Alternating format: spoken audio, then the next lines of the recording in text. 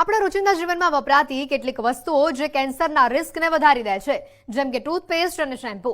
માનવામાં આવે છે કે આ બંને પ્રોડક્ટ્સનો ઉપયોગ જો વધારે કરવામાં આવે તો કેન્સરનું રિસ્ક વધી જાય છે. જાણી લો તેની પાછળના કારણો. ટોરેન્ટો યુનિવર્સિટીની એક રિસર્ચમાં જણાવવામાં આવ્યું છે કે ટૂથપેસ્ટમાં ટ્રાઇસ્કોસન કમ્પાઉન્ડ હોય છે, જેનાથી કેન્સરનું રિસ્ક વધે છે. આ એક એવી પ્રોડક્ટ છે કે જે શરીરમાં કેન્સર ફેલાવતા ફેક્ટરને એક્ટિવ કરે છે.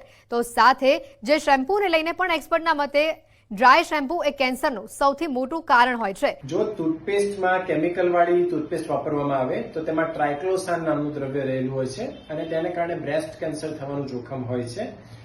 શેમ્પૂ, ડ્રાય શેમ્પૂ જેમાં બેન્ઝીન નામનું રસાયણ હોય, આ રસાયણને કારણે બ્લડનું કેન્સર એટલે કે લ્યુકેમિયા થવાનો ડર હોય છે. માટે જ્યારે પણ ટૂથપેસ્ટ અને શેમ્પૂ લેવા જાઓ ત્યારે તેની પાછળ લખેલા ઇન્ગ્રેડિયન્ટ્સ વાંચીને પછી જ ખરીદજો.